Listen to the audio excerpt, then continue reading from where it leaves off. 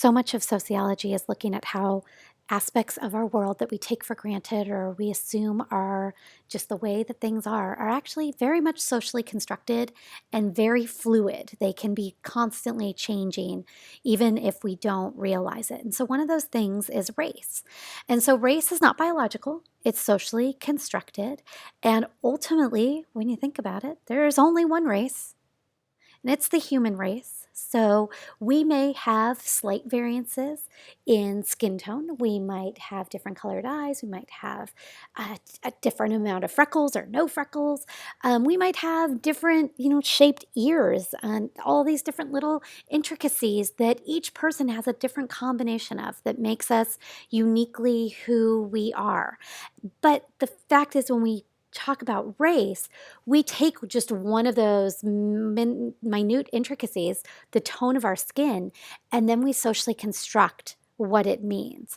And that can result in social privilege, so people benefiting, and then social oppressions, people really dealing with atrocities at times based upon something as simple as skin tone when you really honestly think about it.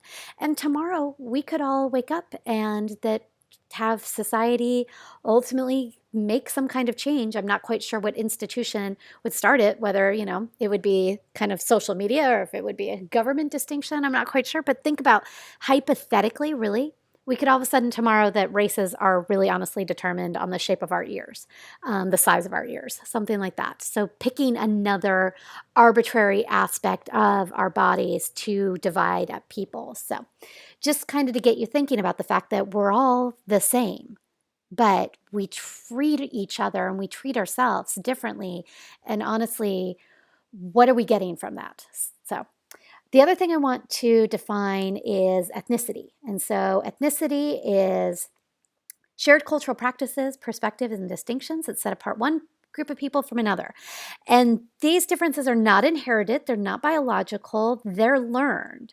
And so they can bind a group together, but also simultaneously separate it from other groups. And so cultural practices can include things like belief systems, norms. To go back to norms, could be part of cultural practices. Food could be part of cultural practices, traditions, music, clothing, so many things. And different ethnicities can have different foods and songs and languages and on and on and on. And so it can bind a group together as individuals because we share all of this, but it also can separate it from other groups. And so, for instance, my son's dad is Filipino. And so I have grown up with his family and have seen all of the ethnic differences. They have amazing food. If you haven't had lumpia, if anybody ever offers you lumpia, say yes. They're like little delicious egg rolls. They have a very, part of their cultural practices is to have a very close-knit family. That does not necessarily mean that every family of Filipino ethnicity is super close, but a lot of times it could be part of the cultural practices and multi-generational. And then there's all of the words. I mean, I certainly cannot speak Tagalog, the language of the Philippines, but I know, the words of food, lumpia, pancit. I can't think of any others, right? Longanisa, something like that. And then family names. So, Nainai and Lolo and Ninong, things of that sort. And so these are aspects of ethnicity. A lot of times, like I was mentioning, in relation to race, we have mistreatment. And so when we think about racism, we define it in very severe terms. So we think of the racist ways of society's past. And unfortunately, in some ways, that kind of racism still does exist, and we certainly see examples of that. But in other ways, we feel as if we have moved on from that kind of overt racism, but then there's kind of more subversive. I'm trying to think of the word. We're not as demonstrative in being cruel to people, but we still might have perceptions and assumptions that can be incredibly hurtful. And so I want to take you through a couple more words that are important to understanding how we interact with each other. And so first is prejudice, and that is an often negative judgment that's made before knowledge is obtained. It's an assumption. What assumptions do you have about people that when you think about it, it's just that you don't actually know them, but you're going to think that you do, and you're going to think that you know why they do the things that they do that you may agree or disagree with, but ultimately you don't know. And so it's very cruel to act like you do know. Then we have discrimination, which is action, and that's actually unfair treatment against someone else. And I would imagine most people would be very conscientious and careful to be a kind person and not be discriminatory with others. Prejudice, on the other hand, having those negative judgments, that can be a lot more pervasive. And so that's why I'm saying that racism might present itself in ways nowadays that isn't necessarily overt, but still exists in our society. So I mentioned a couple of other words. The first one was oppression, and that's socially and historically built inequalities and injustices that are ingrained in our systems.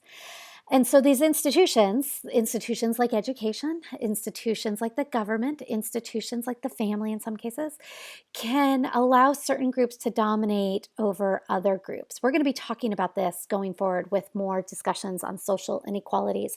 But oppression is not only what we could possibly do with prejudicial and discriminatory behavior on a micro level, like our own decisions as people, but oppression can be systemic in our institutions, that it literally has infiltrated into the systems of our institutions. We can have a education system, and in some may say that we do, that can be very oppressive to certain individuals. And so it's the inequalities and the injustices, the unfair treatment is not just based upon people's decisions within that institution, but almost within the institution's existence itself. And so when we look at oppressions, they can be very, very hard to dismantle in a lot of ways because they have gone beyond just existing in the things that we can change as individuals. And really, we need to come together as larger communities, as members of social institutions, and change the social institutions themselves. Another word with a very long definition is privilege, and we'll be talking about this more in our social inequalities unit. But that refers to the rights, control, access to services, opportunities, products, and other forms of power that all members belonging to a dominant group automatically have because of their identity. But here's the thing. Those with privilege, and I'm reading this dramatically on purpose, those with privilege do not necessarily know they have it, but they are still at an advantage over those without it. And so inherent in this definition of privilege is that you may have the social privilege of your race, you may have the social privilege of your gender, you may have the social privilege of your intellectual ability versus having some kind of intellectual disability or maybe a physical disability. You could have religious privilege, where our society recognizes and respects your religion in relation to maybe disparaging and not respecting, being prejudicial or discriminatory about other religions. You could, in relation to your gender, quite possibly you can see on the image to the left that it says, if you can use public bathrooms without stares, fears, or anxiety, you have cisgender privilege. Cisgender is when you fit, and we'll be talking about gender going forward, when, depending when you've listened to the lectures, you might have already listened to the lecture on gender, but when we talk about gender, we oftentimes fit into our identity as a male or a female, a biologically sex definition of male or female, like we are feminine and we have female biological body parts. We're masculine and we have male biological body parts. That is an individual who's cisgendered. You match up with your biological body parts. You're satisfied. You're a happy person with the way that your body and your gender identification line up. An individual that has alternative identities in relation to their gender, in relation to their biological body is an individual who is transgendered. And so to identify as an individual who's transgendered, to present as a person who is more androgynous, who you might not instantaneously know and can define as a male or female, using a bathroom is something that can be a daily struggle. Using a public restroom, being safe in a public restroom, being having the privilege to use a restroom that corresponds with your gender identity, despite any biology your body may have. That's privilege. And so somebody who has gone to a public restroom 5,000 times in their life and has never had to think about, am I in danger? Is somebody going to call me on my identity? Am I going to be able to utilize the restroom that I'm most comfortable with? If you've never thought of that in your life, you have cisgender privilege. So your gender lining up with your biological body allows you to not have to worry about the bathrooms. And so there's an inordinate amount of racial privilege. Individuals who are white oftentimes do not have to take into consideration the prejudicial and discriminatory treatment that other individuals in our society receive. And so the thing is, though, a lot of times the people receiving the privileges do not even see that they have them because it's not their problem.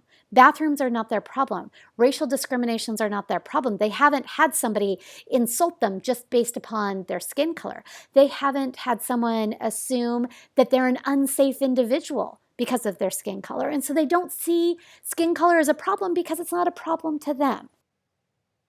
Ultimately, though, to have a more fair and just society, individuals with privilege need to find a way to acknowledge their privilege and to look to be part of creating equality in our society. And so when we are members of a dominant group, no matter what that dominant group is, whether it's religious, socioeconomic, it may be, as you can see, able-bodied, that we do not have a disability, we then need to look at how we inadvertently benefit in society from it and to see what we can do to actively be involved in social change that creates more opportunities for everyone, that starts to break down the oppressions that individuals experience, that starts to break down the prejudicial and discriminatory treatment that others experience, and to see a more just society come out of that. Privilege, I believe, is one of the most important aspects of sociological learning and will definitely be something that we revisit again in this course.